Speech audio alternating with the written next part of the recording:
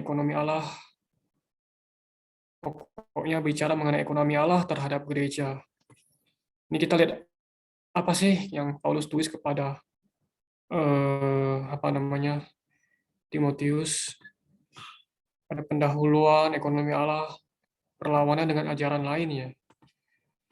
Terus juga iman hati nurani yang baik diperlukan untuk memelihara kepercayaan. Jadi kita loncat saja ya. Jadi ini yang kemarin kita baca ya. Kehidupan gereja yang normal.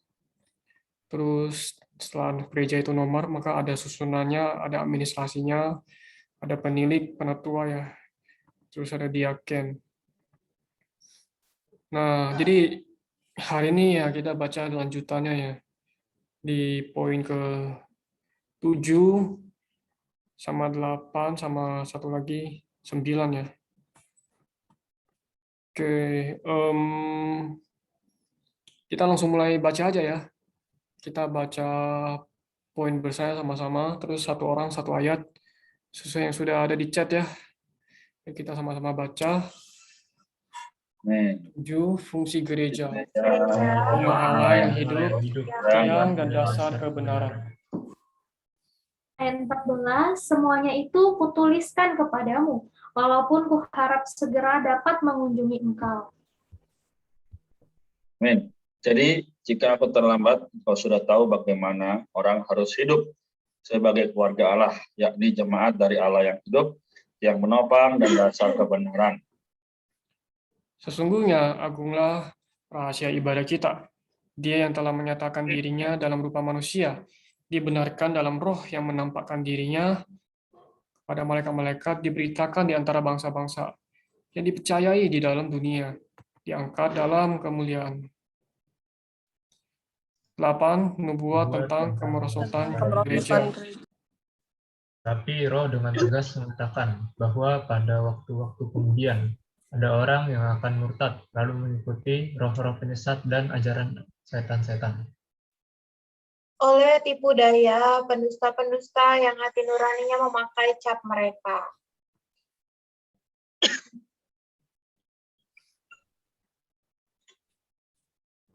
Eva ada? Ayat 3, mereka melarang orang kawin, melarang orang makan makanan yang diciptakan Allah supaya dengan pengucapan syukur dimakan oleh orang yang percaya dan yang telah mengenal kebenaran. Karena semua yang diciptakan Allah itu baik dan suatu pun tidak ada yang haram jika diterima dengan ucapan syukur.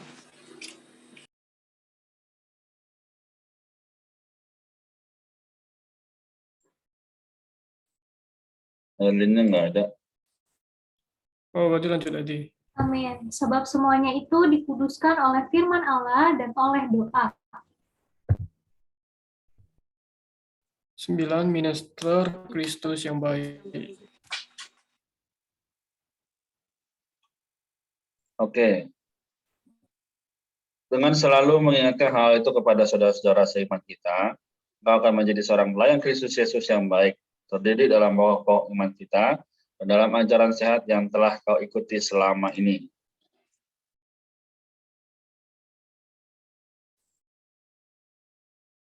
Tetapi jauhilah cerita-cerita takayul nenek-nenek tua. Latihlah dirimu beribadah.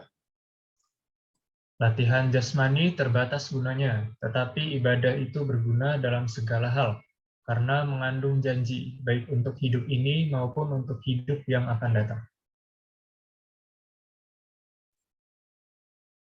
Perkataan ini benar dan patut diterima sepenuhnya.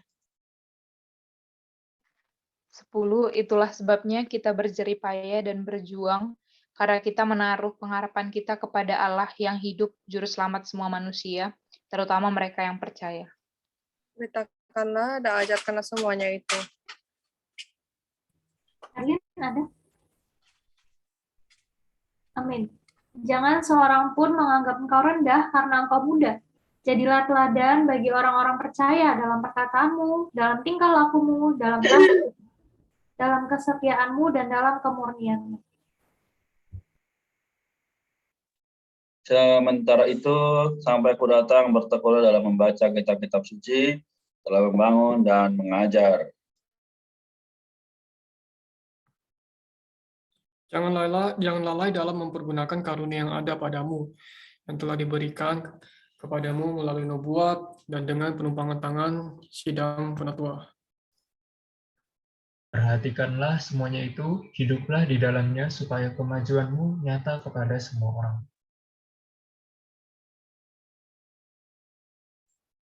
Awasilah dirimu sendiri dan ajaranmu.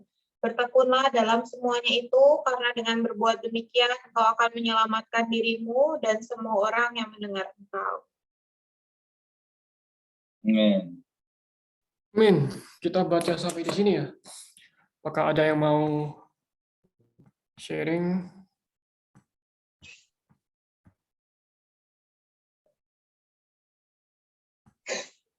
Amen. Puji Tuhan. Aku terkesan di ayat 12 ya, 4 ayat 12. Dikatakan jangan seorang pun menganggap engkau rendah karena engkau muda.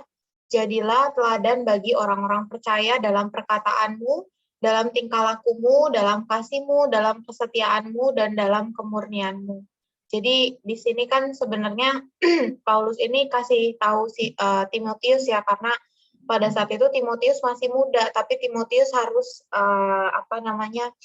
membina gereja ya, gereja di Efesus kalau nggak salah, karena di dalam gereja di Efesus ini banyak hal yang terjadi ya, banyak kesulitan yang terjadi, tapi Paulus menguatkan Timotius ya, walaupun dia muda, dia bisa membina gereja di sana, bahkan Timotius bisa menjadi teladan ya. Nah, di sini juga diperlihatkan bahwa kita sebagai orang muda juga perlu menjadi teladan ya. Karena kebanyakan kan kalau kita tahu orang muda tuh sering diremehin ya sama orang yang lebih tua ya. Khususnya dalam aspek pengalaman, dalam aspek hal-hal rohani gitu. Tapi di sini aku kembali terkesan bahwa walaupun kita masih muda, kita perlu tetap menjadi teladan ya bagi banyak orang. Dan di sini ada beberapa aspek yang perlu kita perlihatkan ya, yaitu kita perlu menjadi teladan dalam perkataan, dalam tingkah laku, dalam kasih, dalam kesetiaan dan kemurnian ya. Semuanya ini didapat oleh Timotius juga oleh kita sebagai orang muda hanya dengan kita datang kepada firman ya.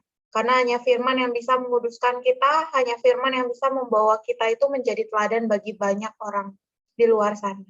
Amin. Amin. Thank you, Kak Maria. Apakah ada lagi yang mau menambahkan?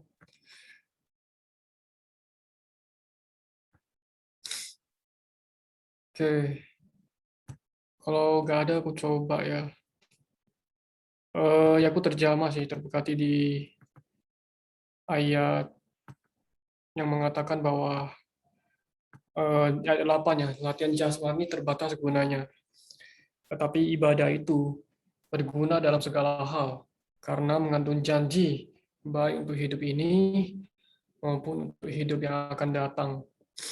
Jadi hari ini ya banyak orang fokusnya melatih jasmani ya, melatih fisik biar berotot ya.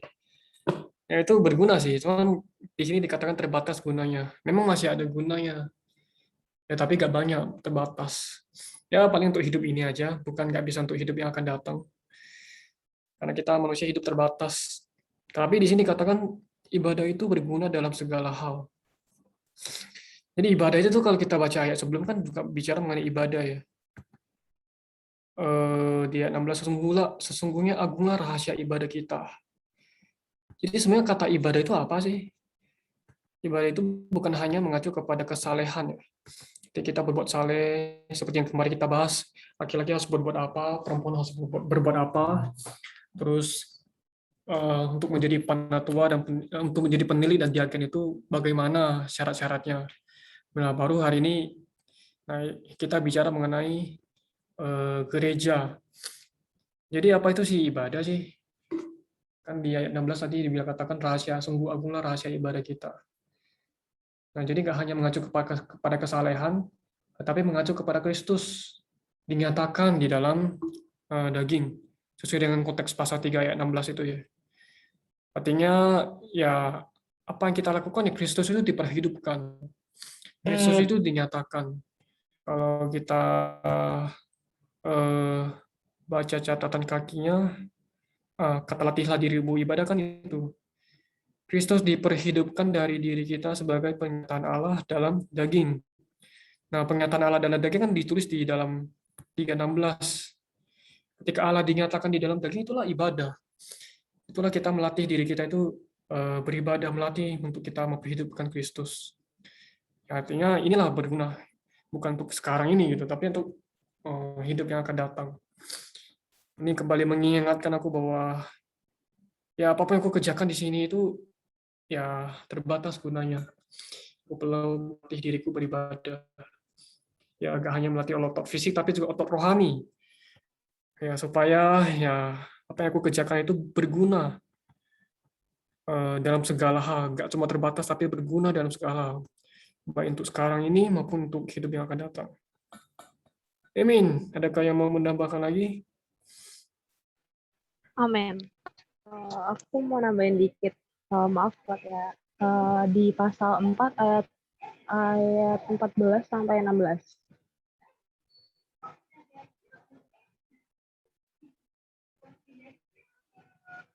Ya, ayat 14-nya.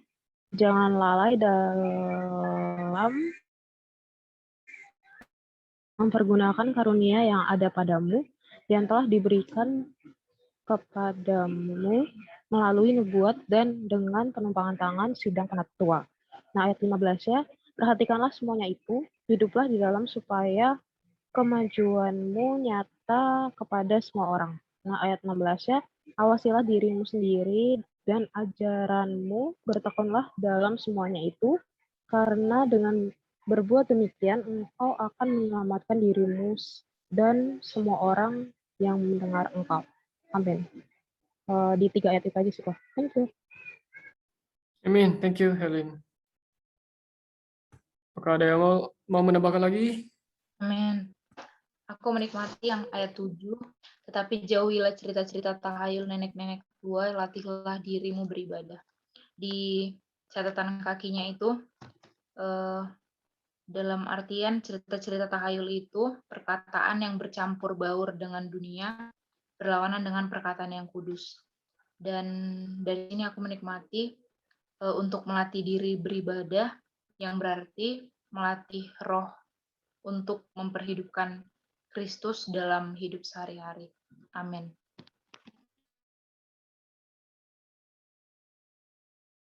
Amin. Thank you, Rika. Adakah lagi yang mau menambahkan? Masih ada waktu.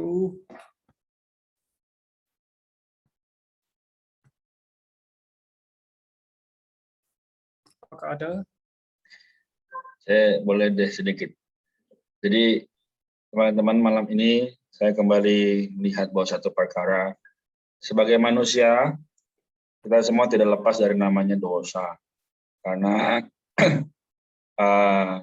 hayat atau darah kita adalah keturunan Adam. Ya, tapi ya kita lihat di sini apa yang kita baca, memang Allah menyediakan kasih karunia ya, kepada kita sehari demi sehari. Tadi Kak Maria, Eva, Herlin ya juga sudah share ya bagaimana kita hari ini harus hidup ya. Nah, sekarang kita lihat bahwa ayat yang ke-15 ya, dari pasal 3 dibilang, jadi jika aku terlambat engkau sudah tahu bagaimana orang harus hidup sebagai keluarga Allah, yakni jemaat dari Allah yang hidup, yang penopang dan dasar kebenaran. Ya, jadi sekali lagi kita, kalau kita lihat dalam catatan kaki 15:4 dibilang, ini adalah kiasan ya, tiang menyangga bangunan, ya, dasar menahan tiang. Ya, gereja adalah tiang yang menyangga dan dasar penahan kebenaran.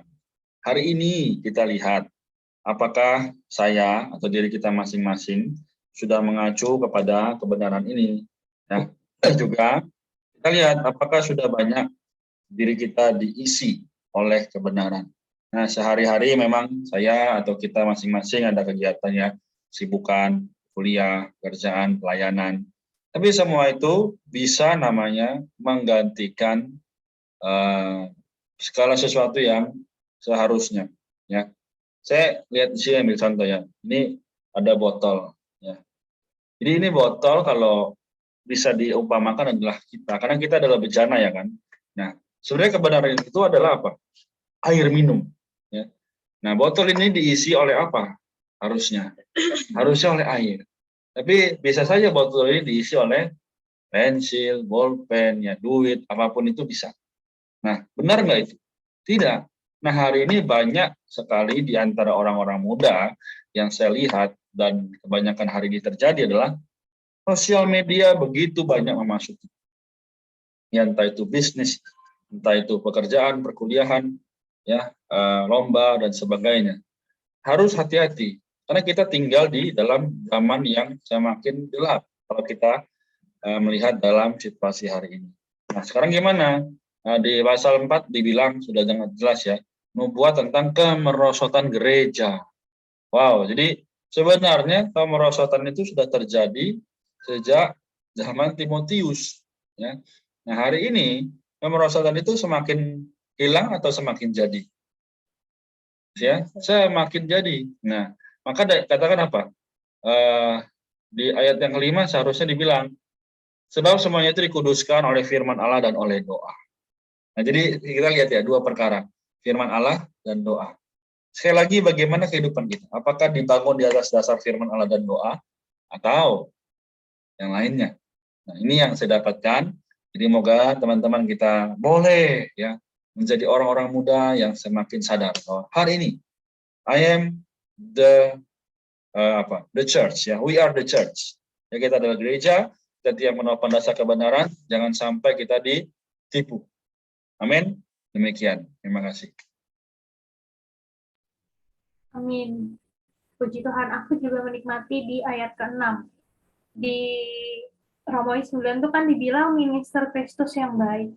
Di ayat ke-6 dikatakan dengan selalu mengingatkan hal-hal itu kepada saudara-saudara seiman kita. Engkau akan menjadi seorang pelayan Kristus yang baik, terdidik dalam pokok-pokok iman kita dan dalam ajaran sehat yang telah kau ikuti selama ini. Jadi, minister-minister Kristus yang baik itu adalah orang-orang yang terdidik dalam pokok iman dan ajaran yang sehat yang telah kita ikuti. Aku terberkati di catatan kakinya. Di sana dibilang terdidik itu juga adalah terawat. Nah, dan untuk bertumbuh di dalam hayat. Jadi kalau misalnya kita mau mengingatkan orang, atau mungkin kita mau melayani orang, mau menggembalakan orang, juga kita sendiri perlu terdidik dan terawat dulu oleh firman. Baru kita bisa menyuplaikan Tuhan kepada orang lain. Dibilang juga di sini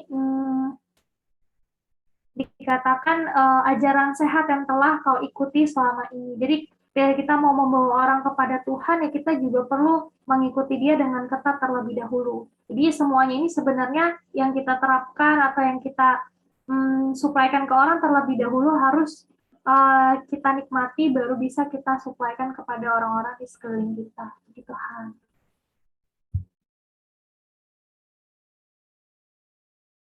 Amin. Thank you, Lady.